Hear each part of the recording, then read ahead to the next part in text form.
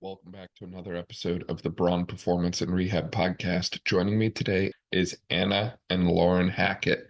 The twins and I are going to be discussing their journey surrounding ACL rehab. We dive into their journey in ACL rehab together in detail. I can almost guarantee you've probably never heard a story quite like theirs before.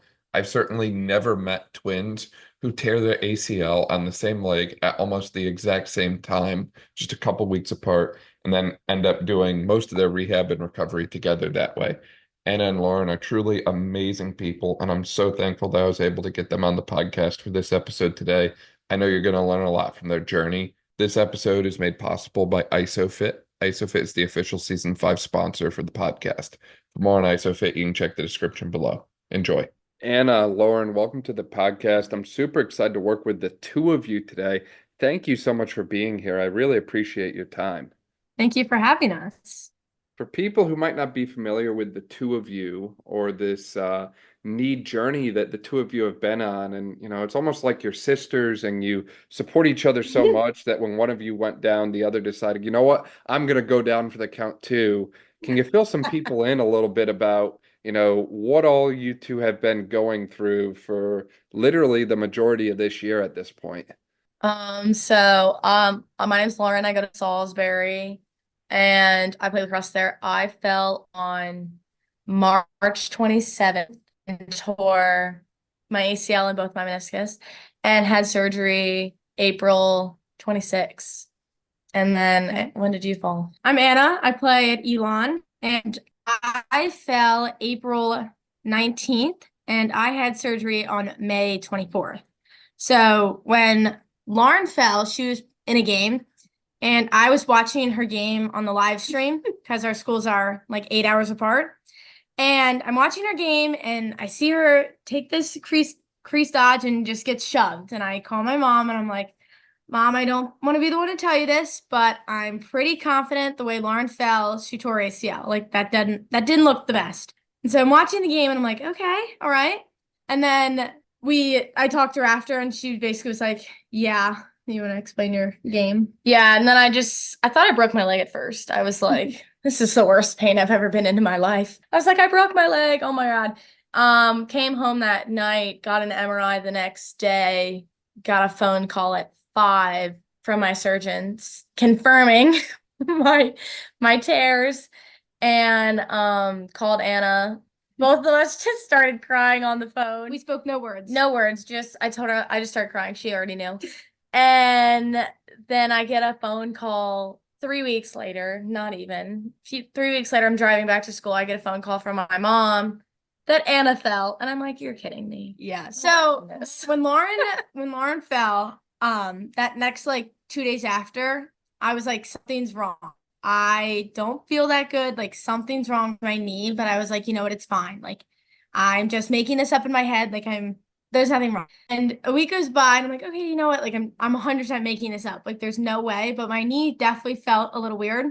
And then I was in practice and a non-contact dodge fell. Also thought I broke my leg. It feels like you snap your leg, which is like scary in itself because you kind of sit there and panic and you're like, oh my God. You have all these like emotions come into your thoughts because it's like, one, you're like, okay, stay positive. Like, it's fine. I was like, you know what? My kneecap popped out. Like, I'll be fine. Then you get to the training room and you're sitting there and then you start to be like, all right, the next 9 to 12 months of my life is probably going to be the toughest experience you're ever going to go through. And you're trying to stay calm, but that's in the back of your mind. You go home, get your MRI, and cry on the phone with your sister and speak no words. Yep. But then now I'm 3 months, you're 2. Oh gosh, I don't even know. It's been so long, but 3 months and some change. Anna's 2. We've just been doing PT.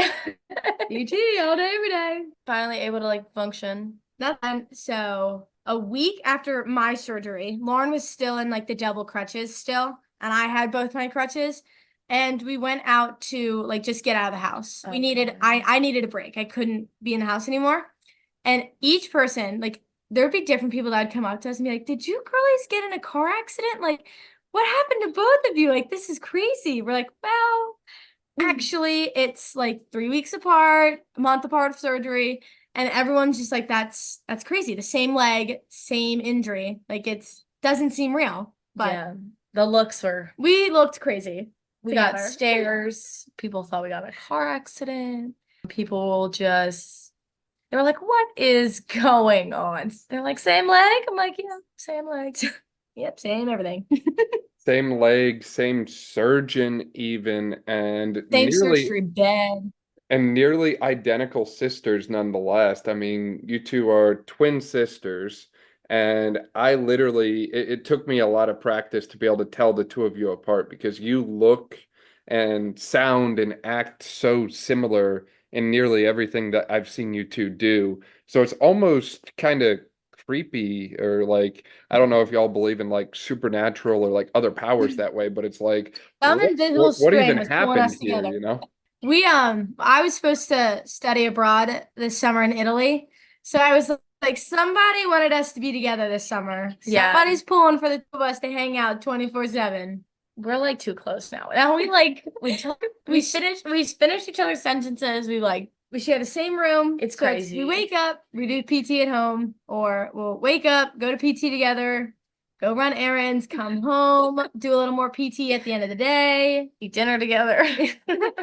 That's amazing. The summer of both of us. No, and I think it's one of those things that it's really good the two of you have each other to lean on from a support standpoint. And I know we were talking earlier Yes. about the amazing role that your family has played in this whole process that way, supporting not just one person, but two people who have undergone an ACL tear and, subsequent surgery and rehab that way at the same time. I mean, that's definitely a lot to juggle, but it sounds like the two of you have been able to do it pretty well thus far without too many issues and surprises. And it seems like since Lauren is 3 weeks ahead, she gets to experience anything and everything that Anna is going to experience, just kind of, Yeah. again, a few weeks ahead. So it's almost like Lauren is living in Anna's future right now. It's kind of nice because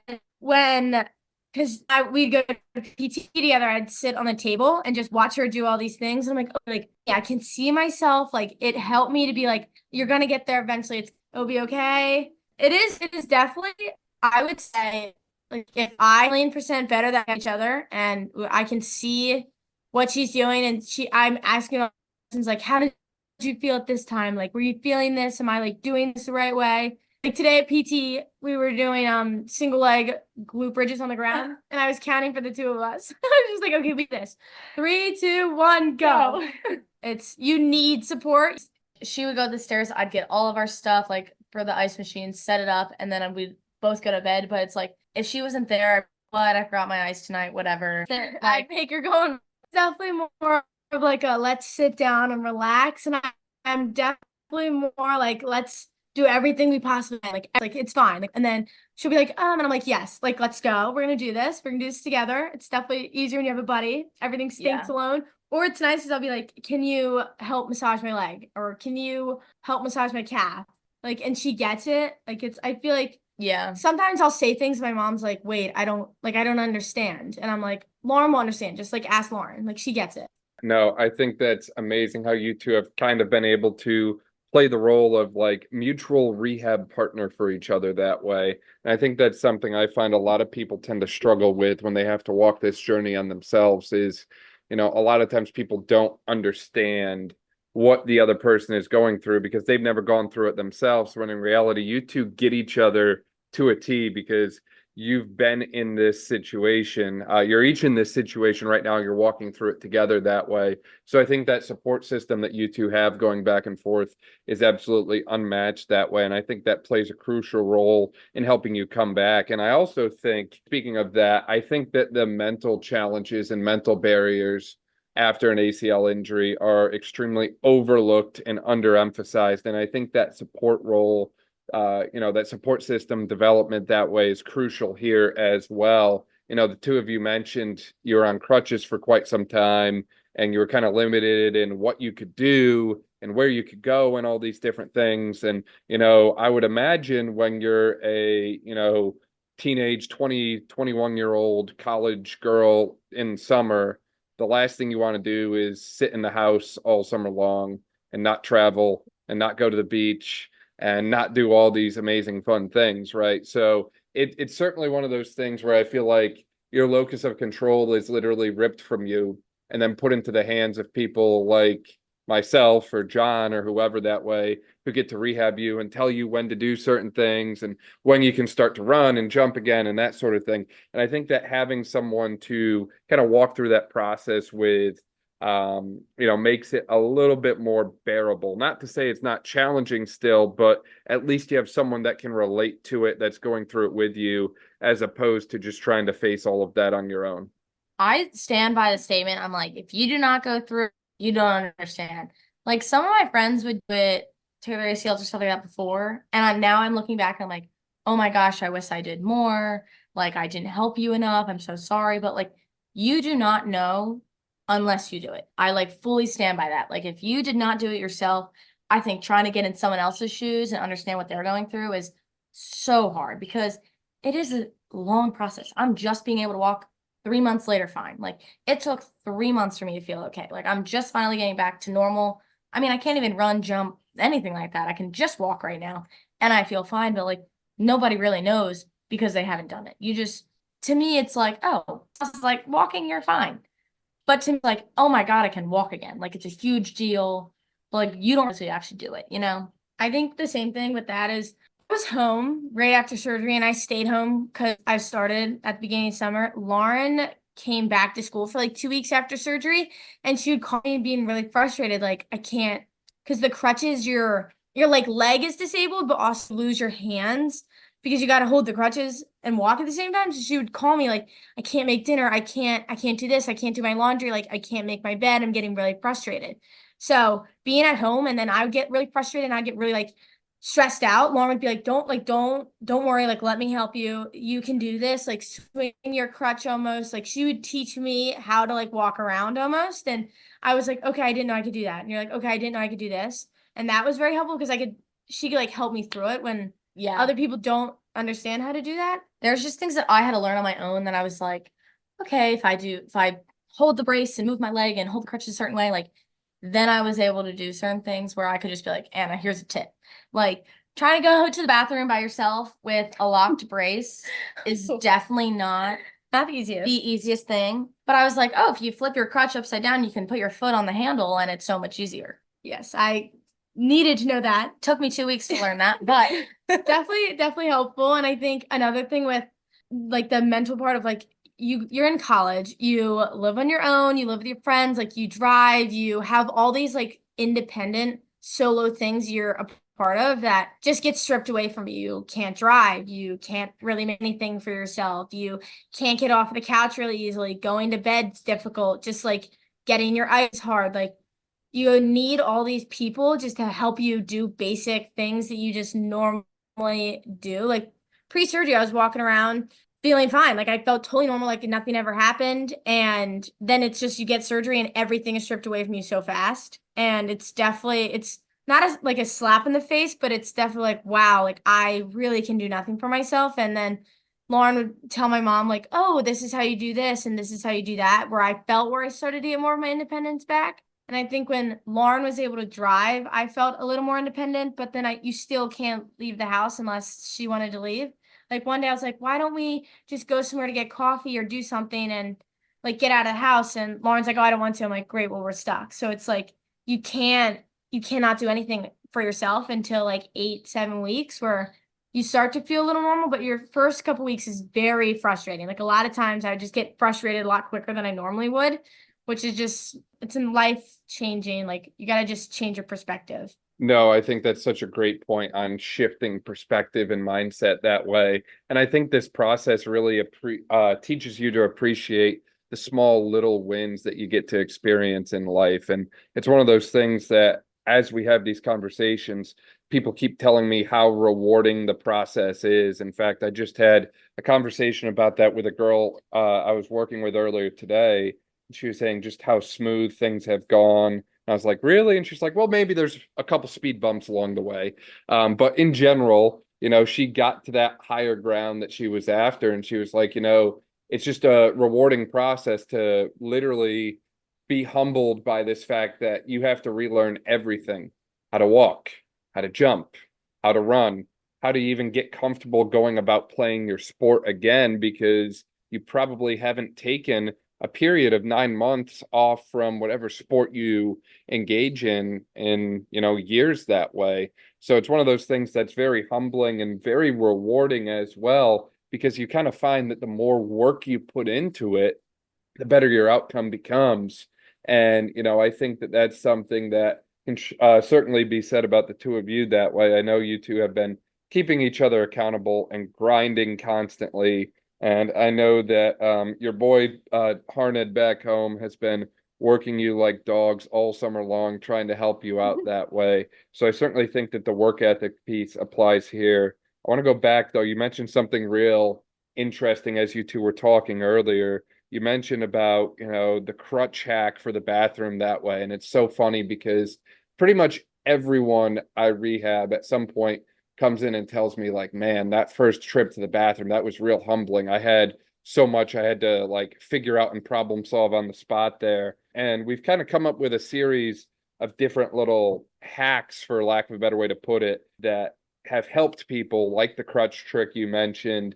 And there's a few other ones that I've kind of shared with people in the past, like buying little pads to go on your crutches, or like buying a little water bottle holder sleeve for your crutches so you can actually carry stuff that way and so on. There's a lot of little things like that exist, but I'm not the guy that's the master at hacking things here. You two are the Hackett twins after all. So when it comes to ACL like life hacks, for lack of a better way to put it, what things have you two gone to most often that way? What things have worked really well for you, and what things have you tried that maybe didn't go as you thought it would? I bought a back scratcher because my foot was so itchy. Because I was like, when you don't realize, but if you don't walk on your foot for 4 weeks, the amount of dead skin that builds on the bottom of your foot is ridiculous. Like, I needed a pedicure bad. But my foot would be so itchy. I was like, oh my God, but I can't reach my foot. My foot's locked, my knee's locked in sprays. So I bought a back scratcher. Works like a charm. So this is great. I bought a grabber off of Amazon because I would be like laying in bed and something would fall on the ground. And I was like, I can't get out of bed. It's too much to get back in bed. So I just would pick things up with my little plastic grabber I bought on Amazon. We learned, Lauren was saying how when I would grab you just need to remember everything before you sit down. So we'd sit there and she's like, okay, think about the next 30 minutes. What are you going to need? You're like, oh, I've never thought about this before. But it's like, all right, let me grab a drink. But then it's like, okay, I can't hold the drink. So you're like, okay, let me get a plastic water bottle and I'll tuck that in the bottom of the crutch. And then you're like, okay, let me grab this and I'll put it by the table. It's a lot of thinking ahead that you just never do. Yeah, you can't carry a plate with crutches. You can't hold your plate and walk over. Cups or no go? You can't. No cups. You can't do a cup. So I eventually started putting things I would cut up oranges, put them in a plastic bag, get a plastic water bottle, put it in my shirt, put my shirt in my mouth, and I'd crutch over, and then I'd get there and I'd put it all on the table. And I was like, if it can't go in a plastic bag, can't get in a plastic water bottle where I can put a lid on or something like that, I wasn't eating it. Or I'd stand at the fridge. I was like, well, I'm just gonna have to stand here and drink out of the orange juice because I can't put it in a cup and go anywhere. We have so many of those things. It's just why? I'm like, why? I can't do anything else. I'm like, oh my gosh, I can't even eat my plate somewhere else. I'd have to make it and put it somewhere, crutch over, push it farther, crutch back over. It was a mess. We started working as a team more. Yeah. It was definitely you do this, I'll do that, we'll come together. So we learned to multitask within ourselves.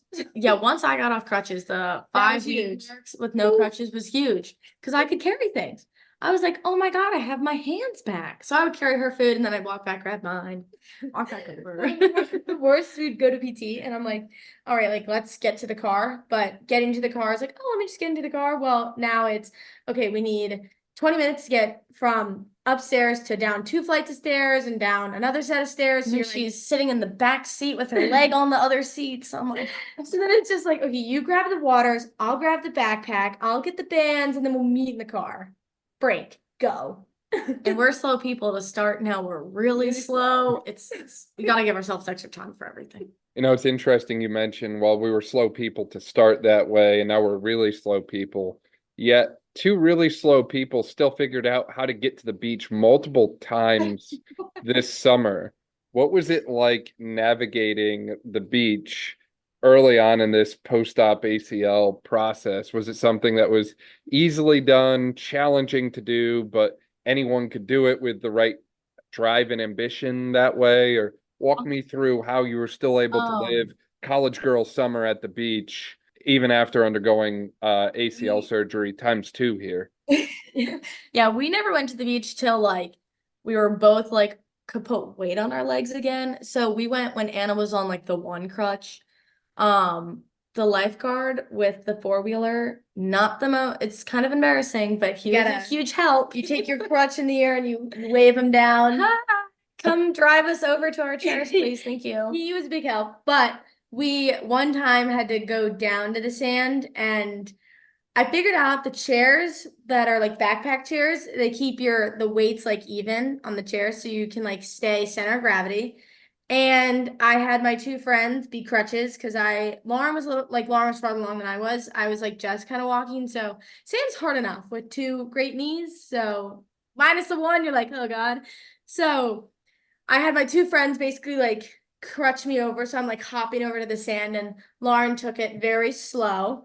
Yeah. And very minimal at the beach. You get a chair, and you're lucky maybe you get a backpack with like a drink. And that's it. You very minimal. Yeah, you put your water in the back. I had my water like in the pocket of the beach chair, and I got to the beach, and there was no getting up until 5:30. You were there, and that's where you sat. Yep. You were parked. You sat in a chair, and that was it. And you just thank goodness I had Lauren, because it's like everyone's like walking around, everyone's getting in the water, and like I get it. You have a great summer, like. I'm not going to stop you from anything, and I would never want to stop anyone from anything, but it definitely stinks like seeing your friends playing all these games, like running around doing all these fun things, and you're just stuck.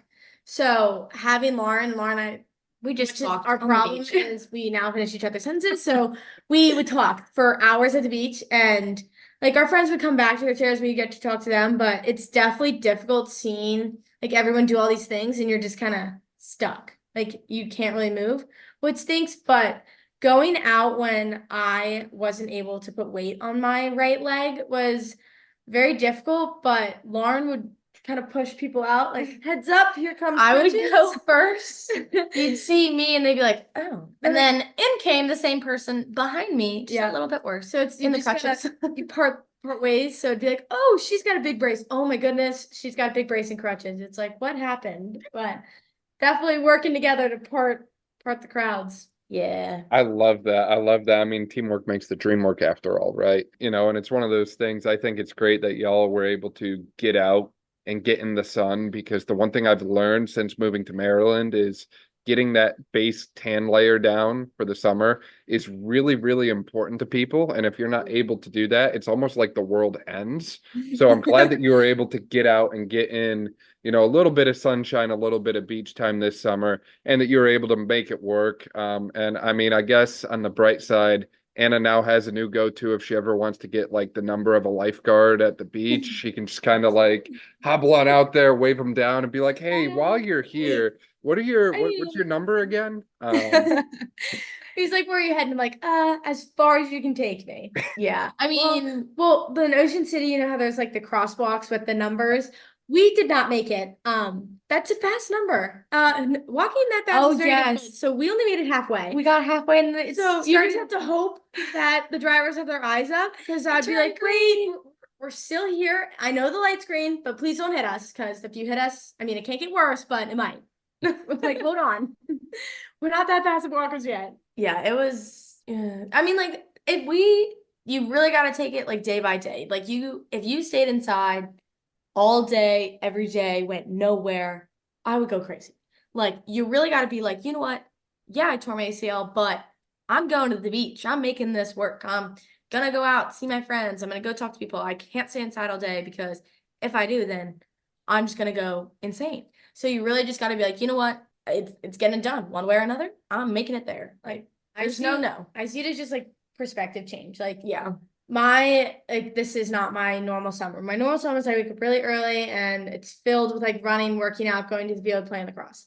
And I first couple weeks was like very upset that I couldn't go on any runs, and I was like really getting angry. And Lauren was like, "Well, just think like you spent 4 weeks on the couch and you were struggling to even walk with crutches and you couldn't even put your foot down. But look at you now and you have your foot on the ground and you're walking. Like just think how much." Like 4 weeks ago, I would have done anything to just walk. And then I'd finally walking and I'd be like, oh, I can't run. But it's like, okay, but you would have done anything to just walk. So now you're going to do anything to walk without the crutches. And then it's like, okay, well, now that I can finally walk without the crutches, you switch like to big goals turn into little goals. And it was like, now I'm going to get all the way around on the bike going backwards. And then once you did that, it's like, okay, I'm going to go all the way around the bike forwards instead of like being like, I want to be able to go on these long runs. It's like, no, I want to be able to walk. And then I'm going to do this and that. So it's just, I like to think is there's no more long goals anymore. You cut it down to short and you just get really excited for your little wins make up the big wins, because being like when I would kind of just get really frustrated that I couldn't do anything really, they were like, you would have done anything just to be able to where you are now a couple weeks ago. Like you would have done absolutely anything. I just always look back at my old photos of me like when I'm just straight leg, like can't walk, can't do anything. I'd be like, look where I am now. Like I'm not at the point where I can run, but like I have no pain when I walk anymore. I'm finally able to like lunge. I'm like, oh my goodness. 3 months ago, I was crying if you even picked up my foot. So it's just like you can't really think about the 9 months. You kind of have to go like day by day in a sense. Like I'm not going to I can't be like, oh my gosh, in January, I'll be able to do all this and this and this. You just have to be like, you know what? I'm walking now. Next step is building my muscle. And then the next step. Like you just can't really keep going far. And I just think of it as weeks. Like I'm going on week 10. Like I'm not 2 months. I'm week by week. And it's like, okay, like your 9 to 12 months is a time frame. Like that's just what is usually, but like it might not be. It might be later, might be earlier. You never know. So it's like you have to just start taking it like little by little, or it's just gonna consume you. Like I definitely struggle a lot mentally with like not being able to run. I go like before I like did a half marathon in the winter. I was going to do one this summer. I had to cancel it. It's like I am used to doing like long or like running and all these things. And now it's like I can't do it anymore. But they're like, Lauren's like, okay, but you can bike. Like, why don't you bike for a little bit? And like we can just go on a walk. Like we can do things and it's fine. You just gotta slow it down a little bit and just like think what's in front of you. Yeah, no, exactly. I love that concept of breaking it up into smaller goals that way. And you mentioned about going week by week, Anna, and I think that's a great way to do it. I think the other piece that's important to that as well is, a lot of times as clinicians, we like to set goals for you. Like, hey, we want you to hit this number by this point. But I think a lot of times we often forget that maybe we should involve you in that process a little bit, or ask you, hey, what's important to you? What do you want to get back to? When do you think you can do that? And sometimes people are a little bit misguided. I think everyone wants to just be magically better and get back to sport in like 2 months. And unfortunately, that's not always possible. It would be nice if it was. But I think that in general, a lot of times we could do better about actually involving you in that process of actually breaking things down into step-by-step approaches, or even just relating what we're doing on the day-to-day and how it relates to that bigger picture thing. Because Lauren, if I've learned one thing about you, it's that you probably don't care that much about what we do from an exercise and lifting standpoint. You care more about lacrosse. You can care less how much your squat is, or how many single leg squats you could do. You just want to be back on the field playing sport. And I think a lot of people can relate to that. So if I take the time to show you how what we're doing actually relates to lacrosse and how it will help get you back to that, then I think you're more likely to do it than if I just kind of slap a bunch of exercises on you or throw them at you and you have no idea what they're meant to do, and you hate exercise because it's not lacrosse and ball is life after all. So I think that piece is essential as well, and it's often overlooked. And, I think this is an area where some clinicians do really well and some really struggle to have that kind of patient-centric approach to ACL rehab. But I think the more you can kind of focus on the human aspect of it and less on the diagnosis or sport alone aspect of it, the better off people are going to do. Yeah. I mean, before all of this happened, like 3 months ago, if you told me any of these exercises, I'd be like, I don't know any. I'm like I had no idea what PTs did. I had no idea what even half the exercises were. I grew up and it was like you played soccer as a little kid, and then in high school I was doing multiple sports, and then I get to college, I'm like, oh, just focusing on lacrosse. Like I wouldn't even think about lifting or things like that because I was just like, oh, it's just stuff you kind of did as you got older, but I wasn't really sure why or stuff like that. Like we'd be doing stuff in lift and I was like, oh, it's just to get stronger or whatever. And people would be like, oh, this is like helping you prevent tear this. And I'd be like, what? You just told me to squat. Like, okay. I just thought it was to get stronger and like, oh, I can run faster, like all this stuff. But it would be like, we would have specific workouts to like prevent things. But I was just like, oh, TKEs, okay. Had no idea what a TKE is or what it did. I had no clue. You were like, is that a frat? Yeah, I'm like, what's a TKE? I had no clue. I was doing them for 2 years before I even had like any sessions for PT. And then they were like a TKE. And I was like, I've been doing this for 2 years. And you're like, this is going to help, blah, blah, blah. And I was like, oh, should have been doing more of those, but maybe. But I had no idea. Like, I just had no clue. Like, all this stuff, had no idea. And then turns out, tore my ACL. I'm doing PT 3 times a week. And half the time, you'd say an exercise and be like, can you show me that again? I have no idea what that is. Like, I don't know what this does. What is this helping? No clue. I'm just going to do it because you said so. For sure. And on that note, I've gotten to know you pretty well because of PT, Lauren and Anna. We certainly would not have crossed paths, I don't think, if it wasn't for physical therapy and this whole thing. What have we done well? What have we not done well in this process?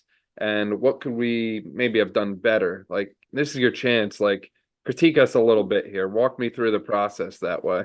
I would say the one side, like the one positive is like, I did get to meet you about my ACL. I think I try to take like that little positive from my knee is like, I have met so many people and so many people have come up and like tell me their stories. And we've like, it's like a little community. It's a little club. It's like, it's a little secret club. I mean, no one really wants to be a part of it, but everyone is. We're all here.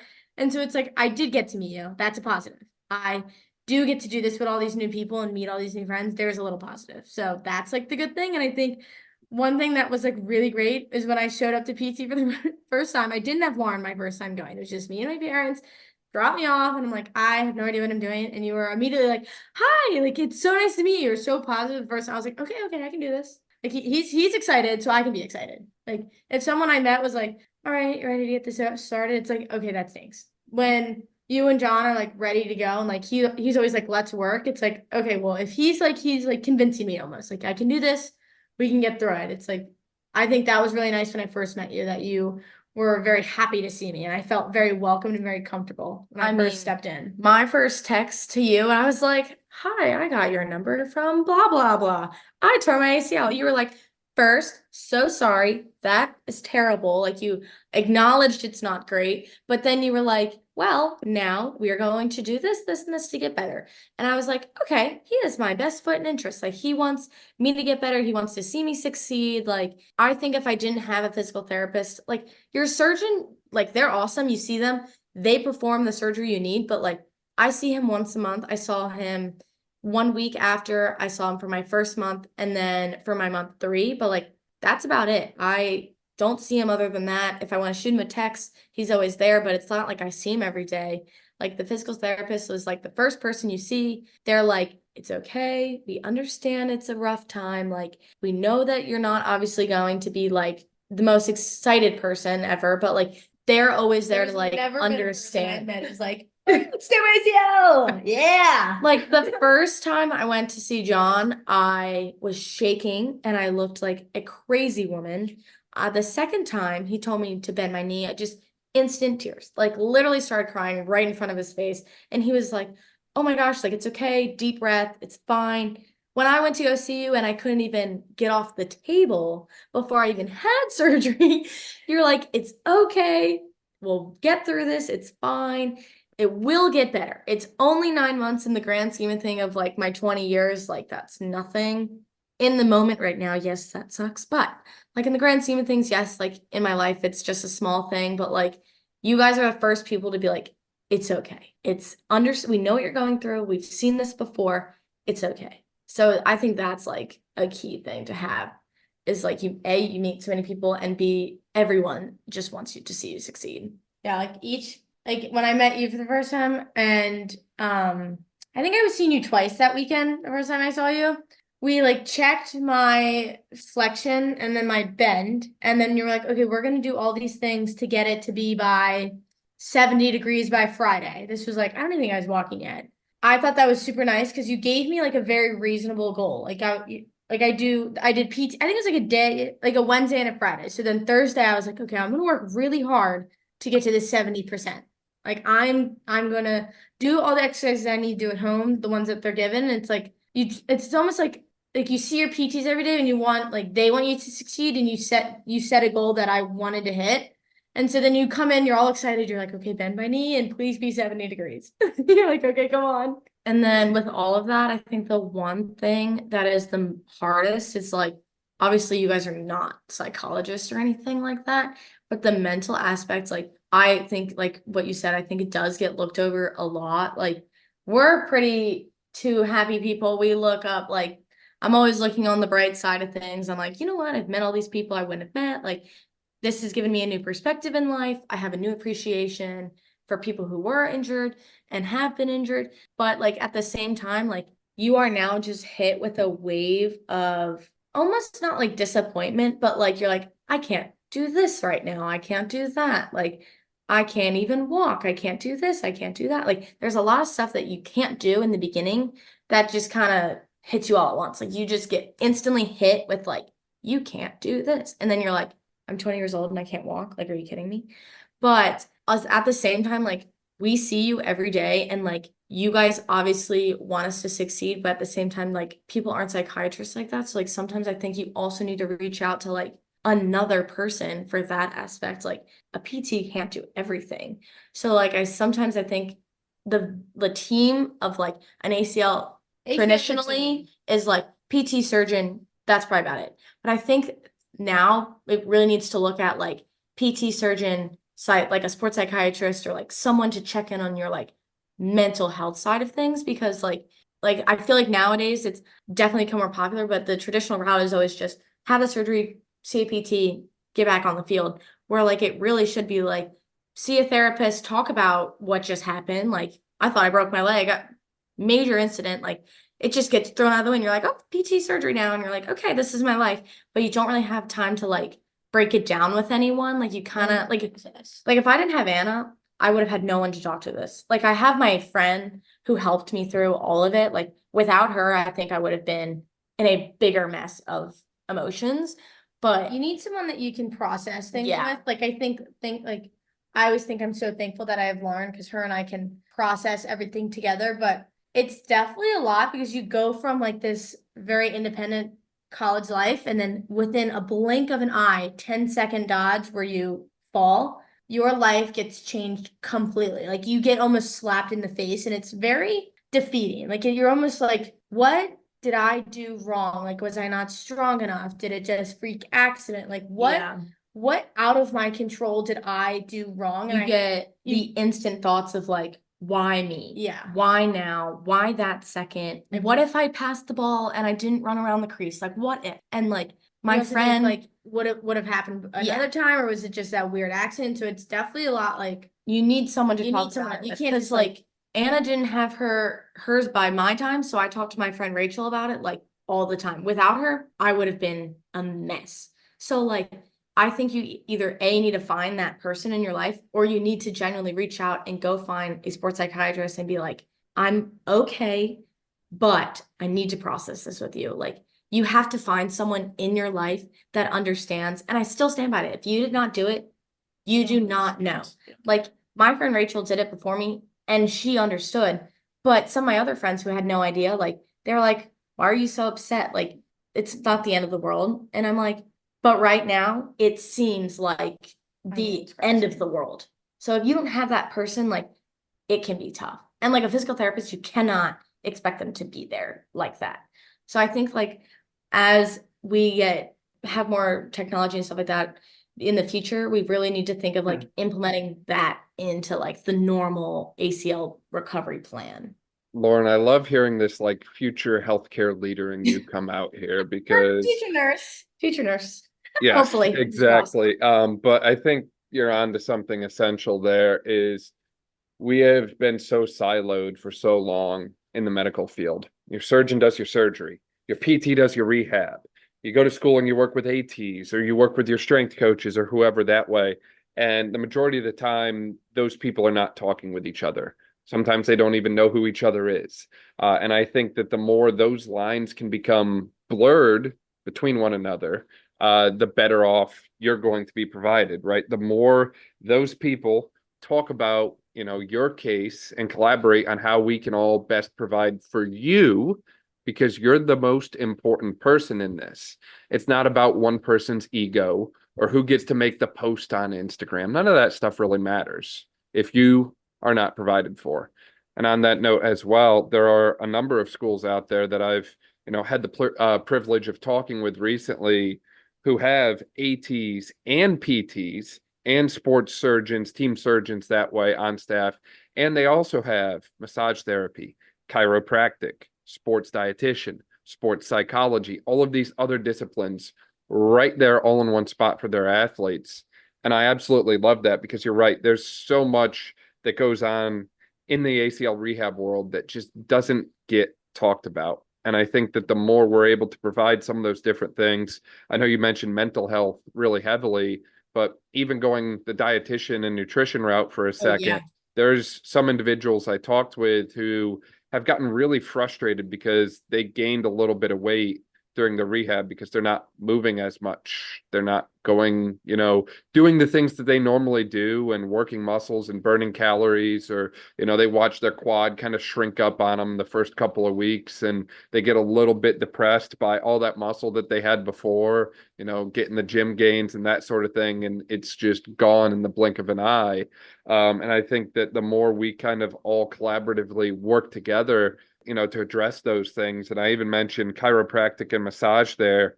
And it's one of those things like if you have that resource available, like, if your school is providing that for you, take advantage of it, because the amount of times people come in to see me and they're like, yeah, my back's tight and stiff because I've been sitting down for 10 hours a day because that's all I have to do now. Like if you have a setting where resources are basically limitless to you, by all means, take advantage of all of them that way.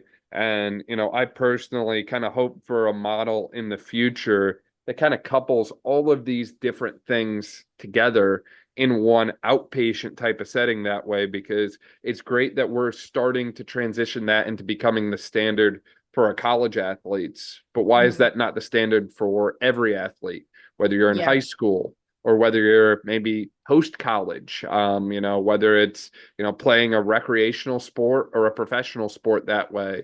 I think a lot of people forget that athleticism doesn't really have an age limit to it, and you can still do sporty things even if you're not playing in college. And because you can still do sporty things, you can still undergo a sports-related injury when you're not in college. So understanding that we collectively need to all work together to continue to elevate the level of care we can provide, again, with the emphasis on you being the target and not necessarily what we can do for ourselves, but how we can better serve you, and what we do on the day-to-day has to be the forefront of where healthcare goes over the next several years, in my opinion. But that could be a whole separate podcast discussion, and that could be a whole soapbox in itself, because I think a lot of people recognize that there's several issues that way, and there's a lot that could be better. There's a lot of different complex things that go into that. Yeah, like when I first did it, everyone's like, find a surgeon, find a PT. And I was like, okay. No one was like, find a dietitian, find a chiropractor, find a therapist. Like that wasn't anyone's first thought.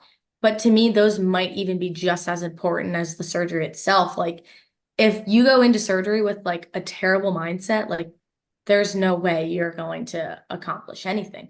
Like when I first did it, everyone's like, find PT, find a surgeon. That's all you need. You're good, which is not even It's also close stressful in to the itself. issue. It's also, I think that's very stressful, is you're just tossed in, like, Yeah. with your ACL, you can do your hamstring, your quad, or all these like different, it's like what you get all these options thrown at you. It's like, who do you go for your PT?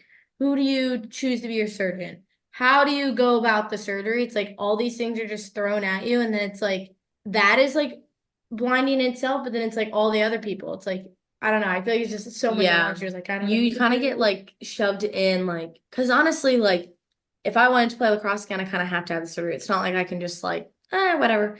Like, you have to have it done, but you have no direction of where you need to go.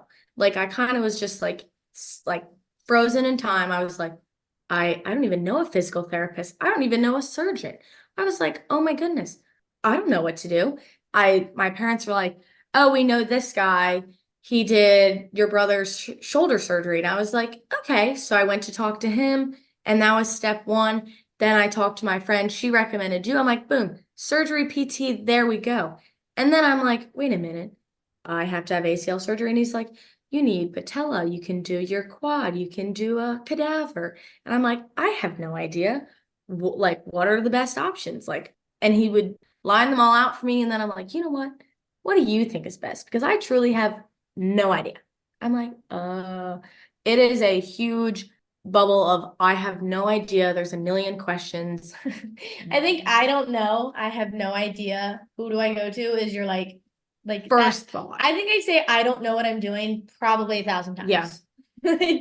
Or you'll like, I'll like be on the couch and you said, oh, it's like your back hurts so bad. I'm like, Lauren, I don't know what I'm doing. Like, am I doing something wrong? Like my back? I'm like, I hurts. don't know. And then it's like, I don't know. But then it's like, okay, if it was more like talked about, like, oh, you should go see a chiropractor a couple weeks after surgery, it's like that will help you. Like, okay. Like, I didn't know that. Thinks like it's a lot of unknown that you just like almost wish someone told you. And it's like, if PTs and doctors can be more like, these are a couple things that I've seen before, like you might have, you should kind of consider, like that's helpful. It's a lot like you just don't know. It just You needs to have be no broken. idea. They're almost not like a pamphlet, because that would be a little weird, but there almost just needs to be like a sheet and like question and answers of like, because I showed up to my first visit with Doctor's Aid with 17 questions in my notes on my phone. And I sat there and I was like, I have 17 questions. So sorry. And he was like, shoot him. Like, he's like, what do you got? But I was like, one of my questions was, can I ice for too long? Like, I literally was like, I have no idea what I'm doing. None at all. Like, when I was like, oh, I already asked this question. Like, but I had to ask. I had no idea.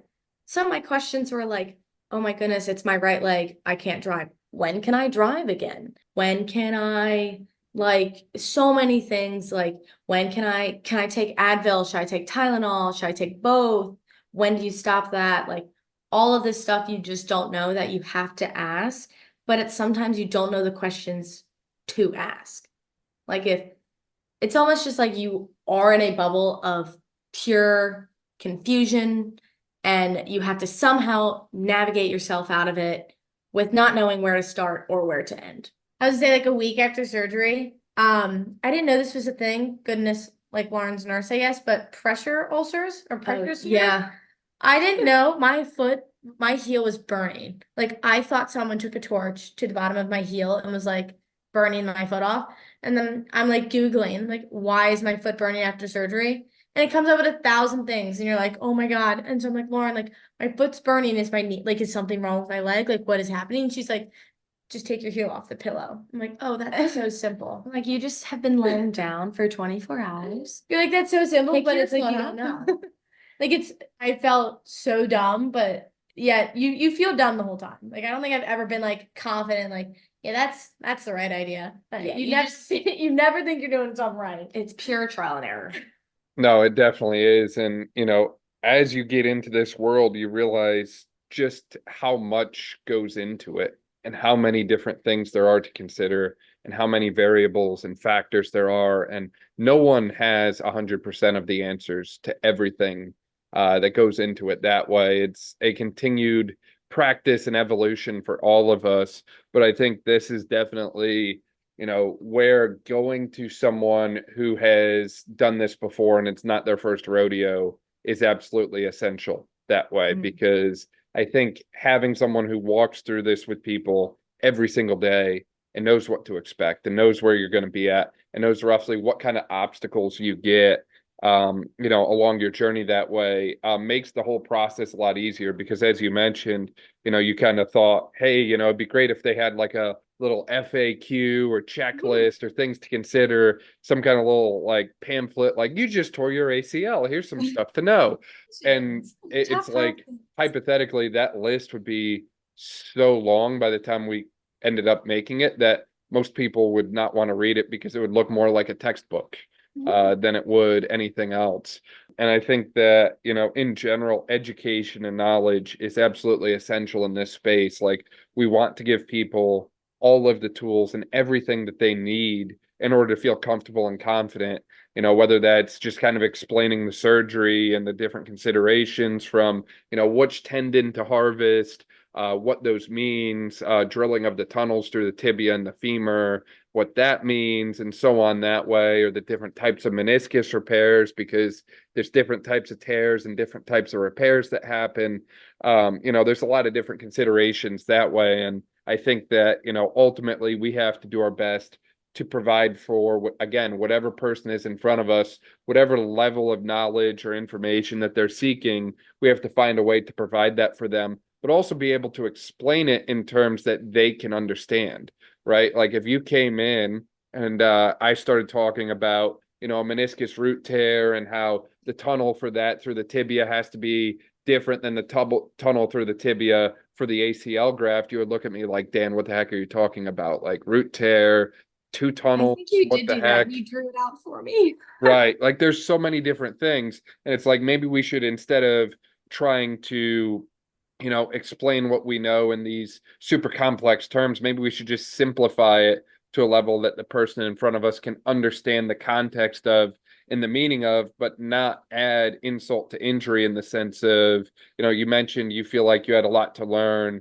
and you didn't feel overly knowledgeable about this space. Well, if you go in and ask your provider a question and they spew off all these different random terms that you have no idea what they mean, that's probably not going to help that situation at all. So finding a way to meet people where they're at the end of the day becomes the most important element, in my opinion. I think because I know nothing, at least like Lauren's at nursing, I think knows maybe a little bit more. I studied communications, and when I first did it, I asked my trainer, I was like, can you explain this in the most dumbed down way? I was like, if we're using like a golf ball, like the inside, I'm like, can you talk me through this in like very simple terms? And then I like kind of understood, but my couple like after surgery, Dr. Zaid shows you all these pictures of like the inside of your knees. Like I did this, I did that, and I'm like, you just said 10 words and I have no idea what any of them mean. I can't tell you how to spell or say any of them. I'm like, so is it fixed? Like, I don't know. Like, so it's definitely you get thrown on these like medical terms and you're just like lost. Like I have absolutely no idea. And I think where you mentioned with like the blurring of the lines, that everyone is communicating to everyone to make it as seamless possible. I think that's like crucial, because like if something happened in surgery that didn't go smoothly and then like they tell the PT, it's like, okay, well now they know, instead of like me trying to explain it to you in terms that I have no idea. Yeah, and on that point on blurring the lines and everyone collaborating together in the best interest of the athlete, I think that we as providers, and this includes myself, we have to be willing to play whatever role we're called to play in that puzzle that way. Like if you want me to be at the forefront and driving the majority of the rehab, absolutely. If you want connections with surgeons, absolutely. If you want connections with PTs wherever you're from, absolutely. We can check all those boxes, but by the same token, if you just want me to kind of be the side character, the support character, the background guy that just kind of waves at everyone, instead of the like Nick or Jess from New Girl here, if you want me to be one of the like side characters that kind of gets plunged in one of the later seasons that way, like I'm more than happy to be that guy. It's just a matter of someone has to be in the driver's seat and everyone needs to be on the same page of who that is. And everyone needs to be comfortable saying like, I don't care what role I play as long as I get to play a role, right? It's a absolute privilege to work with every single athlete that we get to serve that way. And that's something that we should never take for granted, in my opinion. And the more we can kind of look at it like, hey, this is an opportunity to help someone who really needs us right now. And I don't care if I play a role in that. That's one time a week working with that person, one time a month, or 3 times a week, whatever that looks like. I'm more than happy to play that role. And I think the more that providers go about developing that servant-based mindset, the better our outcomes are going to be, and the better, our athletes are going to feel just coming to us in general. And I don't think that's something that can really be taught. I don't think it can be learned from a book. I think it really just comes from a little bit of a philosophical paradigm shift in your own kind of headspace that way, for lack of a better way to put it. I'd like to think that people don't get into the healthcare space to make money. I certainly don't think physical therapy or athletic training is the field for you if that's your goal. But, understanding that every single day you go into work, you have the opportunity to make a positive impact on someone who really, really needs you, and making that the forefront and the highlight of your day can really, change the way you practice and really prevent a lot of the other struggles I see providers and patients facing as well. But again, we brought up so many different topics. We can talk about these things literally all night long. And I know you two can be up all night, because you literally mentioned before about how you stayed up all night and cried to each other when this first happened. So we could keep going. Is there anything we missed, or any other closing thoughts or closing remarks that you two had for people listening that way? I just think like where you mentioned where it's like the positive impact, like going to PT is kind of your big event of the day. Like it's like, okay, like let's go work out, let's go have some fun. That where it's like they put like if someone's there smiling and happy and just like happy to see you, that's like a positive impact. And I think that's a huge thing that just sets the tone kind of for the rest of the day. Yeah, and I just think like a lot of like before all this happened, like truly I was like, gosh, what does a PT do? I have no idea. But like now, like without a physical therapist, I would not be able to do half the stuff that I do now. Like without them, as a person who just had surgery where I'm not able to walk, like I don't know where I would be. So like you're really relying on that person to help you. But I think a lot of people forget that like PTs do a lot. Like before all this, I was like, gosh, I don't know. But now every time I look at a PT, I'm like, thank you. Because without you, like I wouldn't be able to do half the stuff that I do now. And it's like a lot of people just forget all the small things that they do that help in everyone's life. If you have surgery or you have even just like an ailment in your shoulder, like they can help you in other ways that you wouldn't be able to do without them. So like, I just think a big key point is to remember like every person plays a role, no matter how big or small, but like it is crucial for the entire process. Yeah, and shout out to surgeons, ATs, strength coaches, all the other cool people that have been involved in that process as well. 100%. I think your parents are part of that list. Yeah. 100%. Your first week going to the bathroom, you need your parents. Like, can't shower without my mom. So shout out to Dan the man, right? Yes. Oh my gosh. Like it's your whole medical staff, but I think your parent, like your first week, you kind of rely on your parents. They give you your medicine, all these things. Like I could not do this alone. So it's an army. For sure. It's a huge army. It takes every person, and no matter how big of an impact, every single person plays a role. On that note as well, we've done a couple podcasts in the past, I think, kind of discussing female sports and some different issues that often come with female sports, such as lack of funding and different things that way. So for people who want to find out more about the two of you, or maybe find, I don't know, an NIL store or anything like that, where can they find you at online? Anna Hackett on Instagram with 4 T's. Oh God, I'm terrible with social media. Yeah, but if you need anything, you can always text me. That's pretty much it. But Dan, it's good to know that I can call you whenever, even in North Carolina. I'll pick up. Yeah.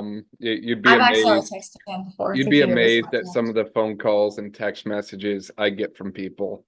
And sometimes I just kind of look there for a second, like, really? Like, did you really have to show me that? Or did you really have to send me that picture at that hour? Yeah, always here for people, and that's what it's all about at the end of the day, like we've discussed. So, Anna, Lauren, really appreciate your time. This was an absolute treat. I love the vibe that the two of you bring to things.